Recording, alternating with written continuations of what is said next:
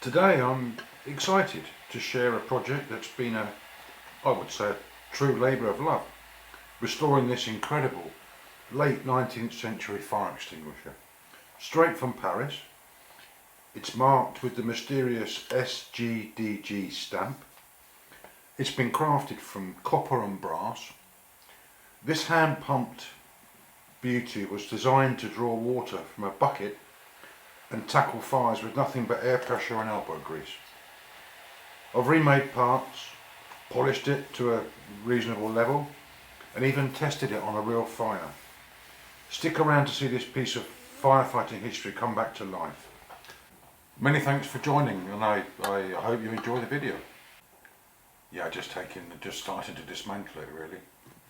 Not much to say. This is the tap. This is the part that where the water fires out from. You can see that it's got a long tube, which means that the air pressure is at the top and it pumps the water up through this tube.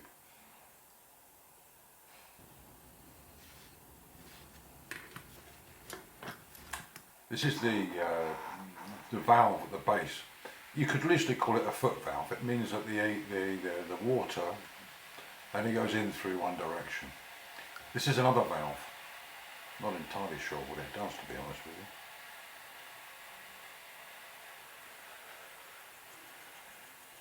This is the pump, like a bicycle pump really, but we can see it's got a leather seal and the handle's a bit that needs to be replaced. See the leather seal is, well, you can see it's fallen apart, so that will have to be replaced as well.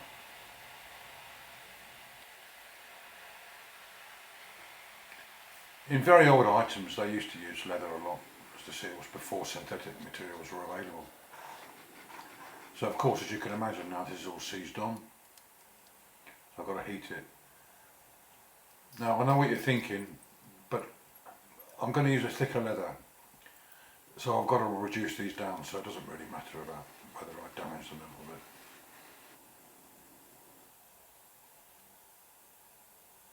Using a blowtorch normally releases seized parts.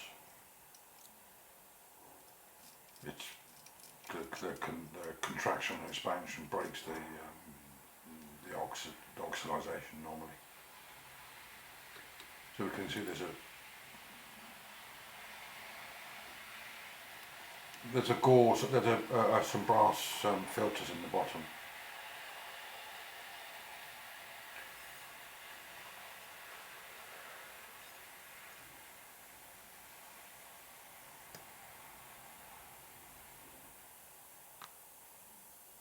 That's the nozzle off.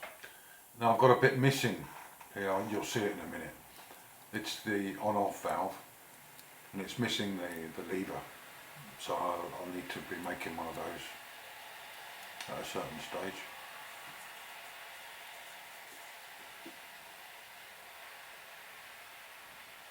I bought the fire extinguisher in Portugal in a flea market, and I was lucky to get it. I just happened to buy it and there was a queue of people waiting behind me, all cursing me.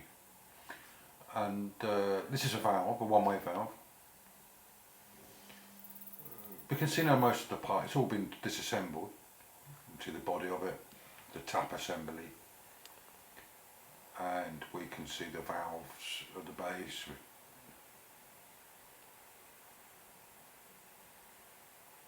It's not an awful lot of parts, but it gave me a little bit of trouble here and there.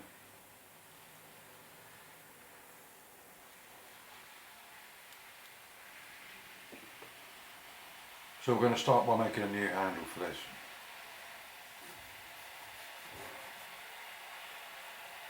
I don't know why, but they call these saws a Japanese saw. As I say, I don't really know why.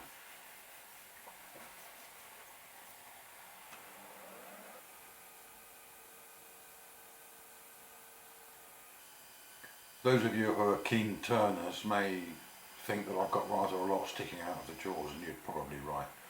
But it's wood, and it's I'm not taking very big cuts on it, so I think I can get away with it.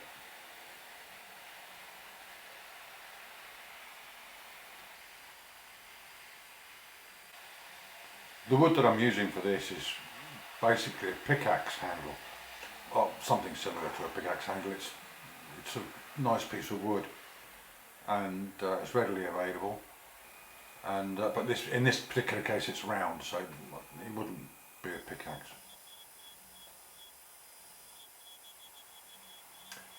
See, I'm cheating here. I mean, this is not a woodworking lathe, and I haven't even got any woodworking tools. What I do is I grind a file into whatever shape I need. Maybe I should buy some wood turning chisels.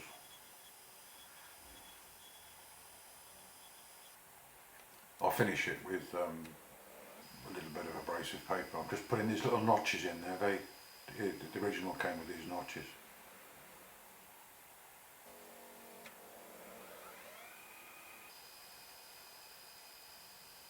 There's nothing more satisfying than wood turning. It's absolutely fantastic.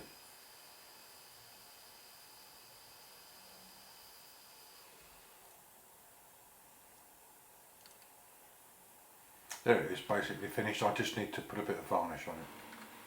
Oh sorry, no, I need to drill it first and then put some varnish.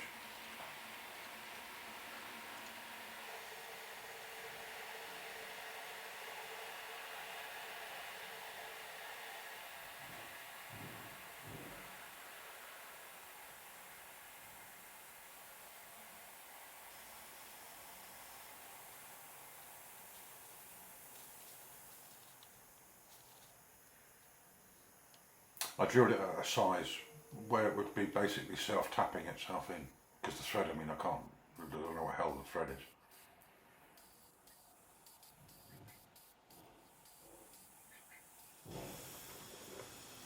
This is the bit I mentioned earlier on. It's a conical valve, and it's missing the lever. So I'm just going to do, well, you could say it's a bod job, but it's not really. I'm going to braze a thread into here, because it was just easier than cutting a thread. So it's a 5mm thread. I'm just brazing it into there. This is a low melting point braze. Here I just need to put a dye through it just to get the flux and stuff off the thread.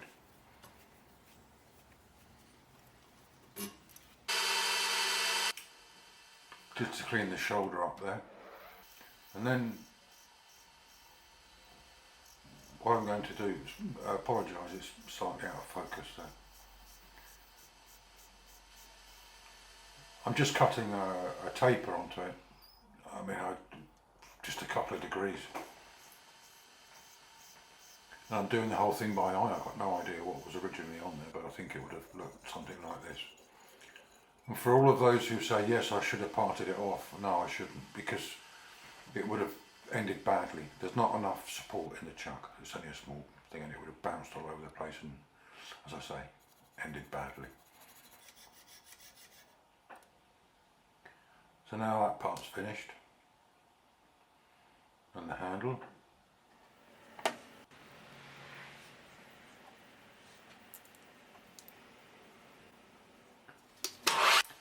Yeah, so this is the valve assembly. I'm just using an abrasive on it and to clean that up. Not much of a challenge there. And then the tap. This is what they call a bristle brush. It's actually a very fine abrasive, and it gives a reasonably good finish, and it doesn't give lines.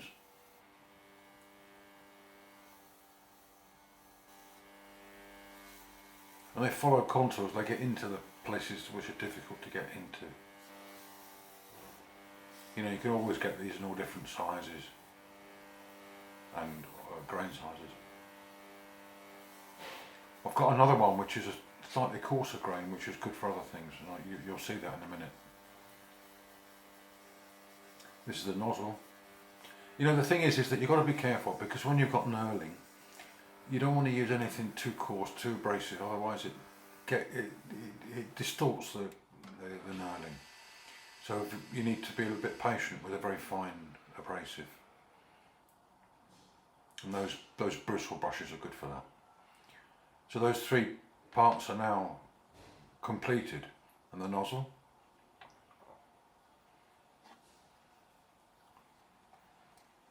the pump handle. I'm using it's a sort of a spongy kind of abrasive.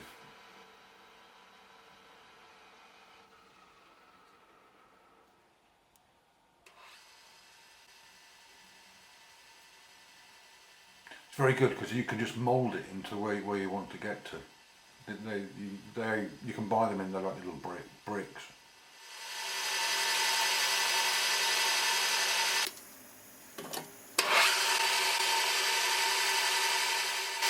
Please feel free to like and subscribe, and any comments are always most welcome, and I'll try to reply to them all.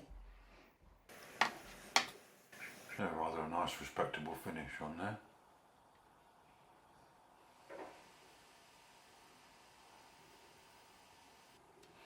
This pipe is, well, it's made of copper. God, they must have had loads of brass and copper available in those days.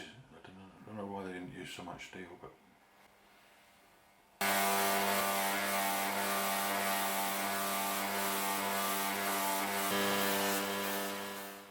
What I've had to do at certain stages is to replace the washers, but I've not particularly focused on that in the video. I don't think there's much point in showing everybody adjusting the hole in a washer. So this is the foot valve that I mentioned earlier on. This is the one-way valve. So it only lets water in and won't let anything out again.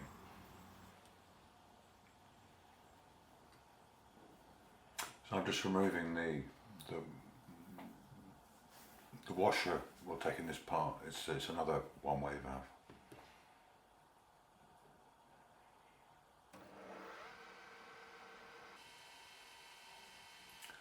I can't use any coarse abrasive here because that cone you can see there is a seating for this, what I called earlier on, a foot valve. So I'm just doing it with wire wool. Here I can use something coarser, it doesn't matter.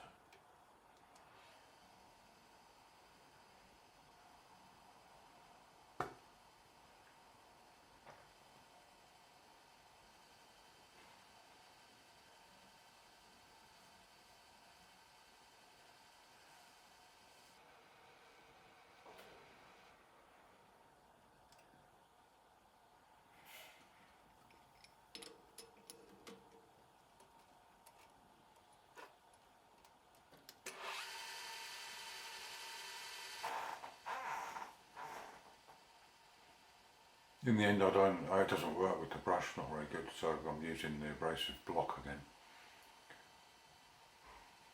And I can assure you it didn't rotate correctly the first time I put it in the chuck, needed several attempts. This part is a breather, and it has a one-way valve underneath it, which you may remember seeing me remove. Look at that, it comes up nice.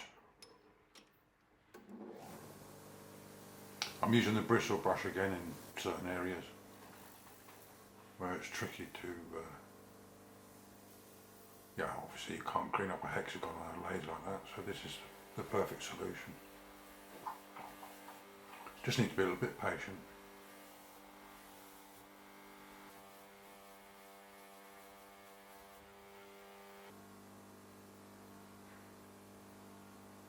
Yeah, I'm happy with that. This is the other bristle brush, a smaller one. I mentioned earlier on, it's got a slightly a coarser abrasive in it, not by much, but it's good for other things. The smaller one gets into places more readily, and this is a felt, like a felt abrasive. It's an 80 mesh, quite fine. It gives a good finish on things. So basically those parts are now finished.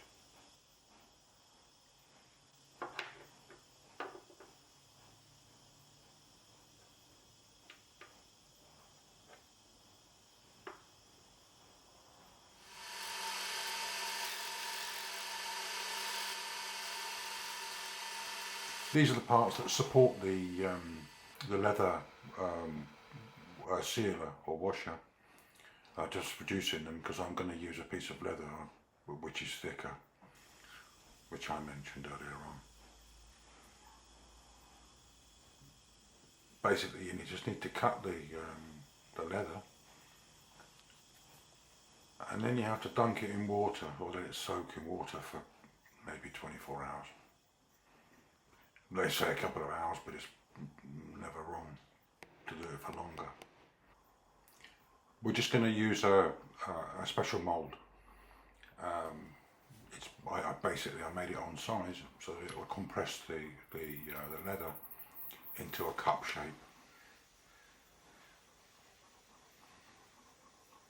That needs to be left for 24 hours to dry out.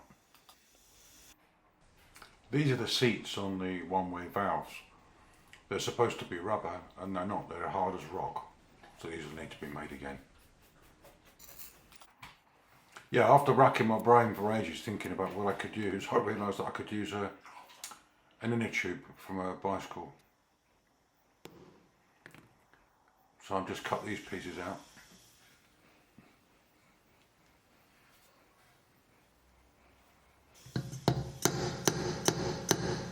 Yeah, this had a rather, I'm not going to take out every single little blemish, I don't think it's the right thing to do, but this had a big dent in the base of it. So I'm just trying to bring that back to a reasonable level. Now I'm using that smaller, slightly coarser bristle brush on the main body. This is, yeah, it's a little bit monotonous, so I'm speeding it up as much as possible. It's actually quite difficult to get it's got an oxide layer on it, and you need to try to break through that. Afterwards I can use some wire wool and give it more or less a satin finish, which is what I'm trying to, what I want to achieve.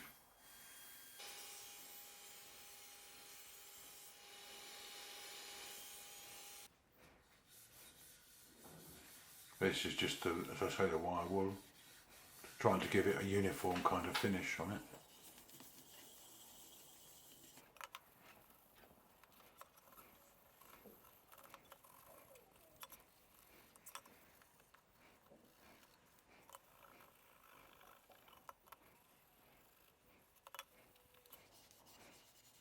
Yeah, I speeded it up, otherwise we'll be here for donkey's years. Now this is the leather seal. Now it's dried out after 24 hours, so we can remove it from the mould. And let's see how it comes out like. It should pop out, yeah, look at that. Oh, that's okay, brilliant.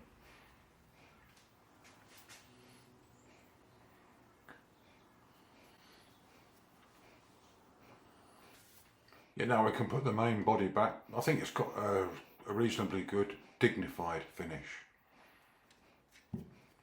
Now we're going to start putting this thing together. We need to put the leather seal back in.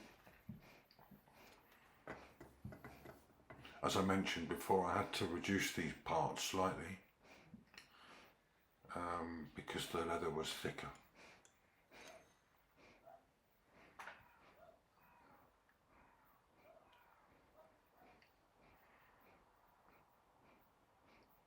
Just screw the handle on.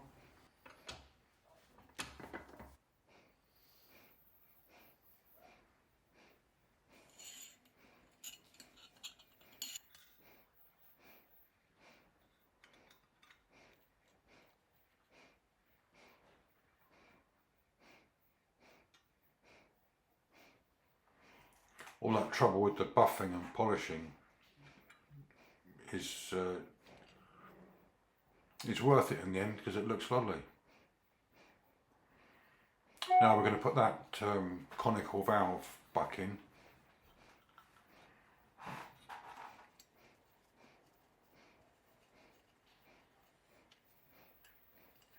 There's the new handle that I made earlier.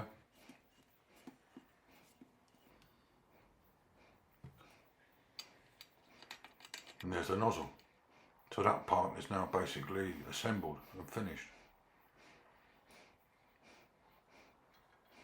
There's the one-way valve.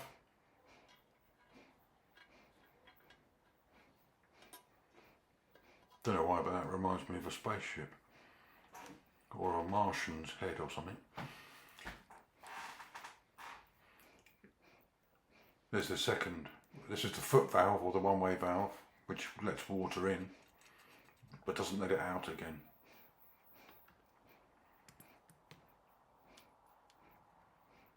Put the filters in there.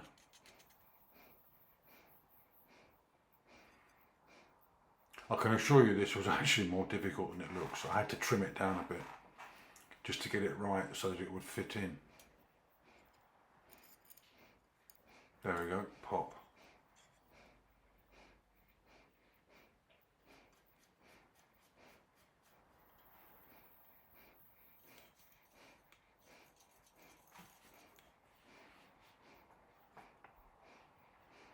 There we are, finished. French label with all the French instructions. I must say that I'm delighted with the outcome, the way it's finished, and you know, I was really expecting it to be a big lot of trouble, and it was actually an enjoyable restoration. Now we come to the bit where we're going to test it. So I translated the instructions, and you have to submerge it in a bit of water, then pump it 2 or 3 or 4 times, and then take it out of the water, then pump it 50 times. This builds up the air pressure inside, but I didn't do that. I did it a few times, maybe 10 or 20. So I built up the pressure. This is building up air pressure inside, and you'll see in a minute that it lets out. There you go. A jet of water coming out. So this is the acid test, and this is just paper with paraffin burning. And I should say many thanks for watching the video, and I hope you enjoyed it.